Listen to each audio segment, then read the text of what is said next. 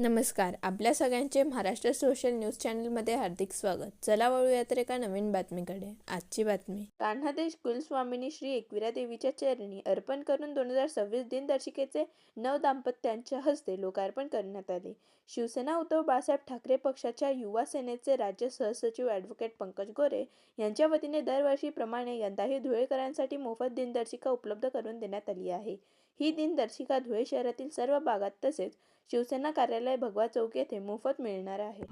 दरवर्षीप्रमाणे यंदा देखील 2026 ची दिनदर्शिका धुळेकरांसाठी तयार करण्यात आली असून आजच सिद्धेश्वर गणपती बाप्पा, कान्हादेश कुलस्वामिनी एकविरा माता, श्री स्वामी समर्थ महाकालिका माता, पंचमुखी हनुमान मंदिर, संतोषी माता मंदिर तसेच यांच्या चरणी अर्पण करून नवदाम्पत्यांच्या हस्ते लोकार्पण करण्यात आलेले आहे.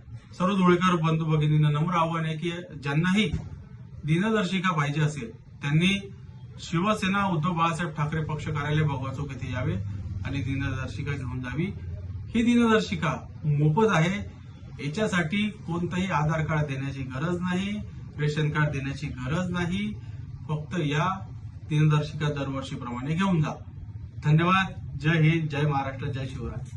बातमी आवडल्यास चॅनलला लाईक व सबस्क्राईब करा व दररोज अशा नवनवीन बातम्या पाहण्यासाठी चॅनलला फॉलो करा. धन्यवाद.